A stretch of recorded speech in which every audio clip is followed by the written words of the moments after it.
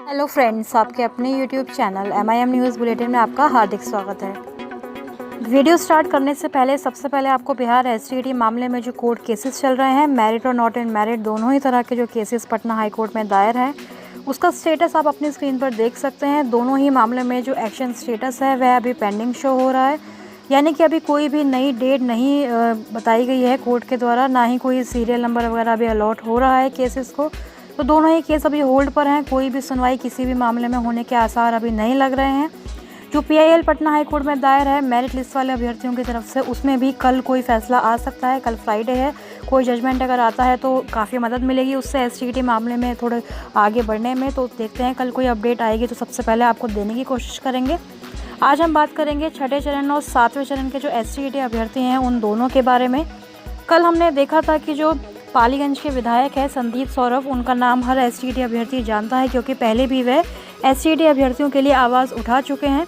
कल हमने देखा था कि उन्होंने अपने जो भाषण दिया था, उन्होंने जो अपनी बात रखी थी अभ्यर्थियों के समक्ष और सरकार को जगाने का काम किया था, उसमें उन्होंने एक बहुत महत्वपूर्ण बात कही थी। आप लोगों ने कल वीडियो के माध्यम से देखा भी होगा। MIM न्यूज़ बुलेटिन के प्लेलिस्ट में अगर आप जाएंगे तो आपको वह वीडियो मिलेगी।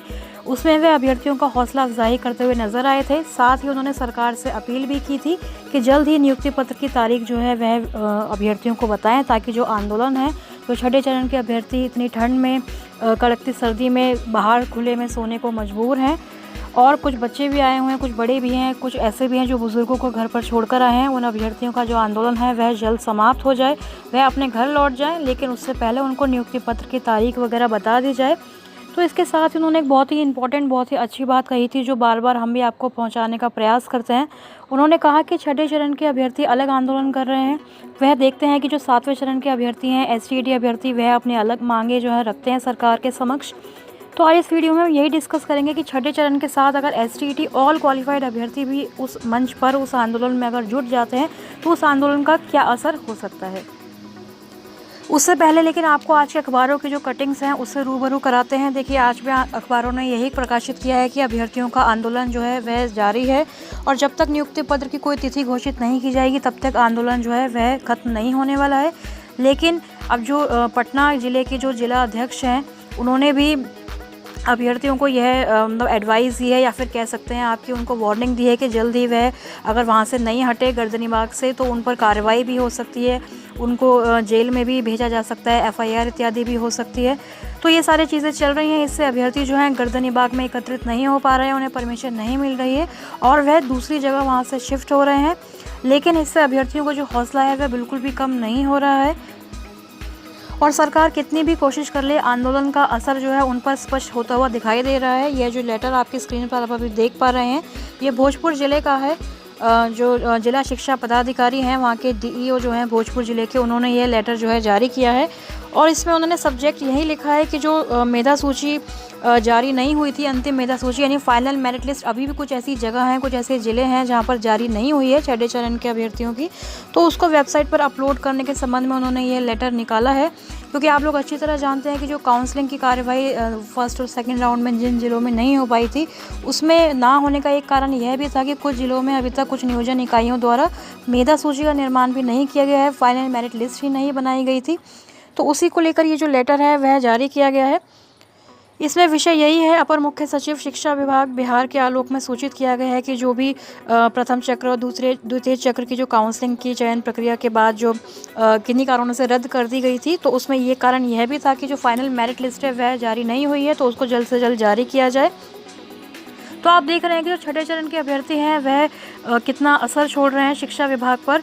हालांकि अभी तक कोई शिक्षा मंत्री की तरफ से उन्हें कोई स्पष्टीकरण या कोई भी नियुक्ति पत्र वितरित करने की तारीख नहीं बताई गई है, लेकिन अगर छठे चरण के अभ्यर्थियों के साथ सातवें चरण के अभ्यर्थी भी उस आंदोलन में शामिल हो जाएं तो आप सोच सकते हैं कि इस आंदोलन को कितना और मजबूत किया जा सकता है। वैसे भी STT अभ्यर्थियों की संख्या बहुत ज़्यादा है। आप लोग जानते हैं कि मेरिट और नॉट इन मेरिट को अगर हम साइड में रख दें तो कुल 80,000 के करीब अभ्यर्थी हैं। तो अगर वे सभी जाकर छठे चरण के अभ्यर्थियों के साथ मिलकर आंदोलन करेंगे तो इस आंदोलन को इतनी ज़्यादा मजबूती मिलेगी, सरकार पर ज़रूर और ज़्यादा दबाव बनेगा। वैसे भी विधानसभा का जो सदन है, जो कार्यवाही है, वह भी चल रही है।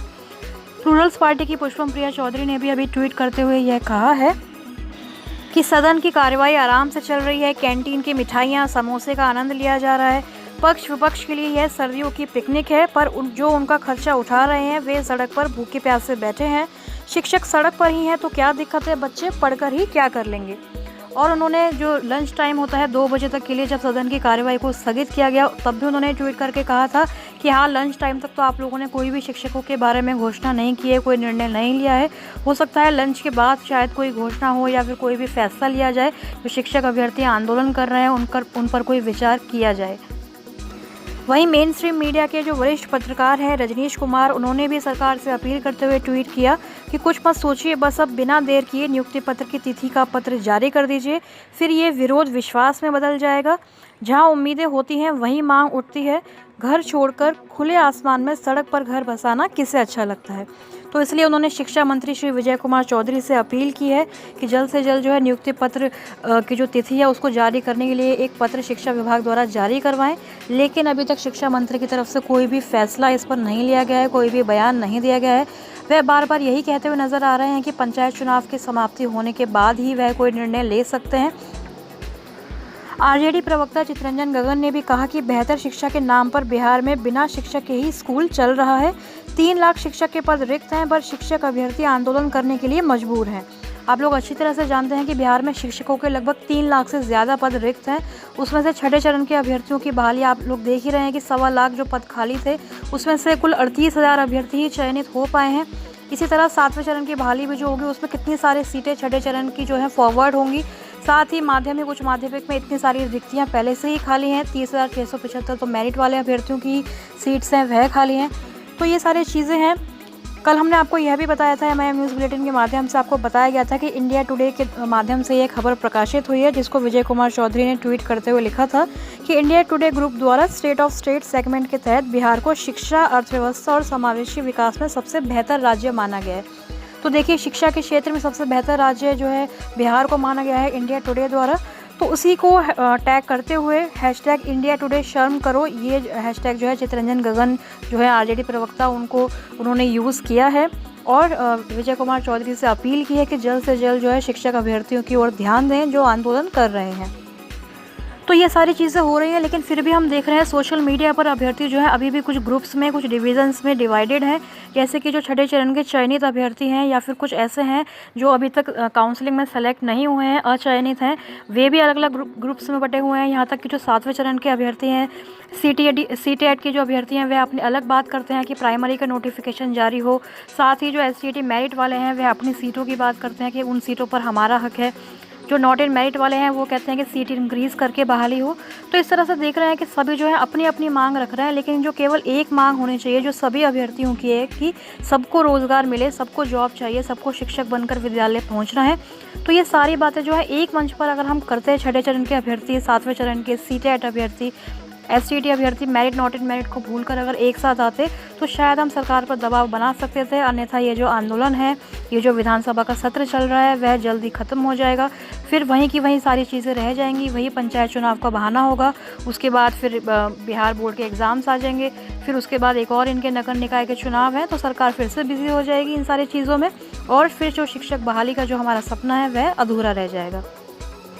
तो आपकी इस बारे में क्या राय है? छठे चरण के अभ्यर्थियों के साथ एसटीईटी अभ्यर्थियों को भी साथ देना चाहिए? मेरिट और नॉट इन मेरिट को झगड़ा भूलकर अभी हमें एक मंच पर एकजुट हो जाना चाहिए। अगर आपकी इसमें कोई राय है, कोई प्रश्न है, कोई क्वेरी है तो आप ज़रूर हमसे कमेंट सेक्शन में पूछें, उसको हम इंक्लूड करने की कोशिश करेंगे। अभी के लिए फ़िलहाल इतना ही। Thank you for watching.